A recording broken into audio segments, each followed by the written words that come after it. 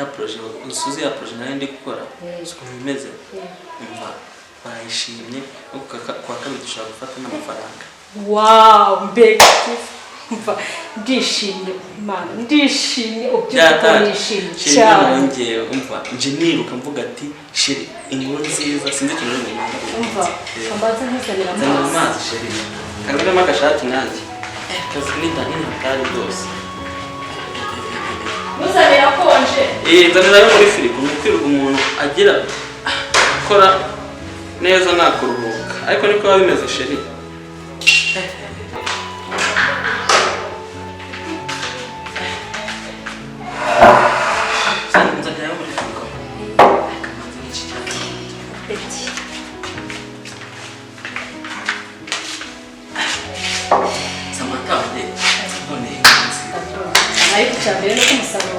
Umva none ikintu y'umwenda sinzi niba ari nuko nsanze uri gusa neza sinzi kabisa uyu munsi biraba ari umva n'uburyohe ubyutse byarese nabyutse nko mu saa tanu nabyutse n'umuganga wagiye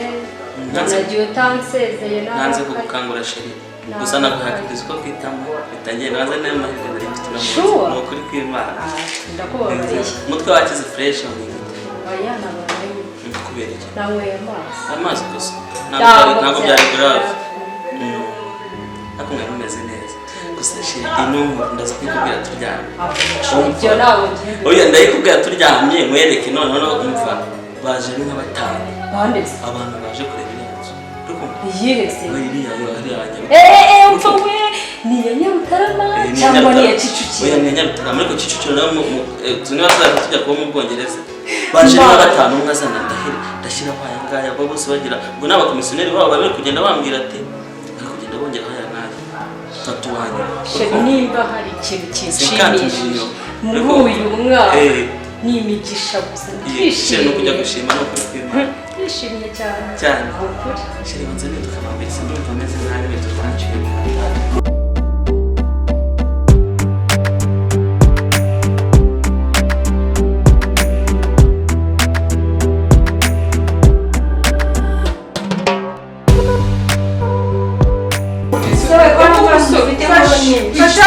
agenda ahubwo se nta makuru ufite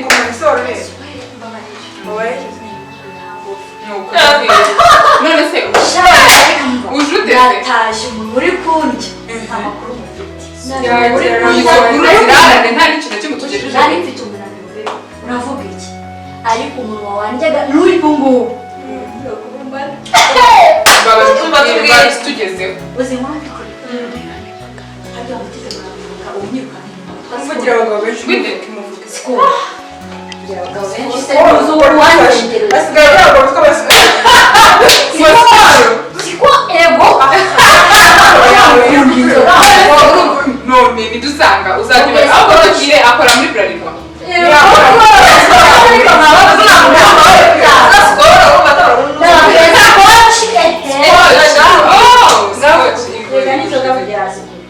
serious ahubwo se wagize vuba ahubwo se ukabukira kipe barikuru tuhagaze yo usakashaka amarebe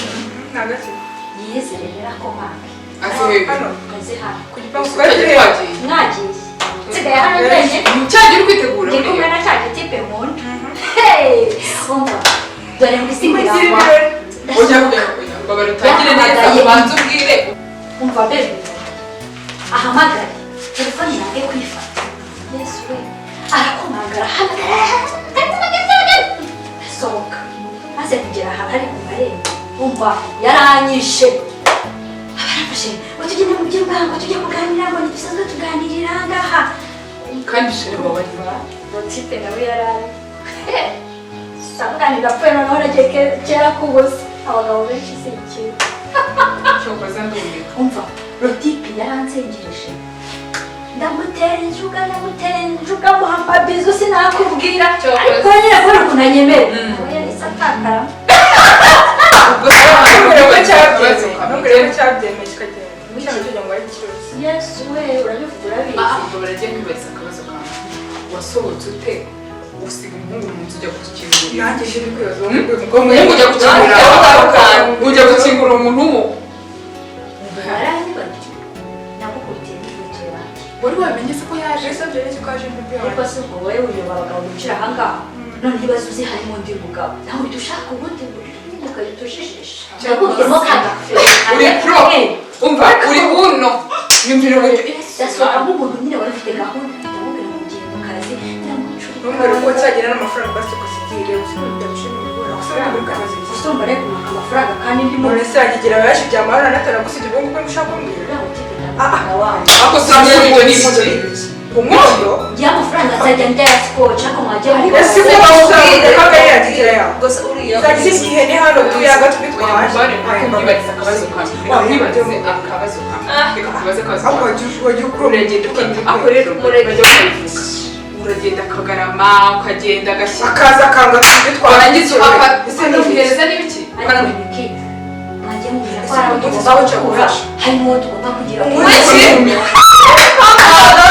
bababwire rero prinsipe yacu ntayo uzi prinsipe yacu nta guhera umuntu abagabo nta mpuhwe batugirira muri kunyumva neza mu gihe nta mpuhwe batugirira rero natwe njye maze gukura maze gukura nyine ntabwo ari uwo mukunda ufite amafaranga urashaka iki ukazajya rero muzana kuryama aramukura se nk'ikitwa ariko aramukura wabamwira ko sikoca ari nawe mwiza ariko sinzi impamvu yamutike mukunda ariko abura hari ikintu namukunda aramukura sikoca umunsi do n'amafaranga umunsi yakwicariye uzabura umwuka sibaza uriya mugore babakuruza izi umugabo ariko reba umugore ahagurutse ati bagakubitana n'ahantu nk'uko nguko yaje komanga mu rugo wowe ukagiye baramwamwe cyakora mubwize ukuri umuhungu wawe ntuzajya umuzana hano ajye ashaka ikintu kizima tuzanira cyakoze kandi muri hariya muri sitoke yacu muri nyakatsi kuko natwe nta muntu tujya tuzana hano cyane ubundi sibyo ngewe uza kumpamagara wamaze kubishyira ku murongo byose wamaze kubikora neza hanyuma nimara kubikora neza umpamagare gusa singushaka hano mu gitondo nabyutse ndakabona ukabuze utwaye n'ubogisa budafite umva kubwire sibyo uri kubona ukuntu duhagaze twebwe tudafite abantu dushaka gukunda umva muri uba udashaka gukunda nawe mumbarije aka kazi hari umutima barawushyira waramaze kubimenya ndabona rero usa nk'ugiye guha ndabona rero ugiye gusazira muri aka kazi nako nanjye ngo ndabona wasaje gushaka umugabo ushobora kudusigira aka kazi kacu ngasigara to mu kibuga hanyuma abana bakagira icyo bikorera hanyuma wowe tekereza ku byo urimo nonaha ku byo urimo gutekereza iyagegera yawe ntazongera n'umunsi n'uyu bunze umbogisa n'umwana hano abunze umbogisa kandi se wazanye na sikoci afite amafaranga Step 1, wake up early, gonna rise with the sun. Step 2, get some good, some food in you. Step 3, think real hard about what you wanna be. Step 4, fuck everybody, just do your thing. Wake up, today's gonna be a good day. Wake up, today's gonna be a good day. Wake up, today's gonna be a good day. Wake up, today's gonna be a good day. Wake up, today's gonna be a good day. Wake up, today's gonna be a good day. Wake up, today's gonna be a good day. Wake up, today's gonna be a good day. Yo, set your affirmations, aspirations. I got shit to do, the aftermath of preparation. Good food, good mood, blood in circulation. One step at a time, yeah, that's how you make it. Set a goal you control and the steps you take them. I try to pick one thought, have some concentration. And if I make a mistake, it's called education. I try to do this every day.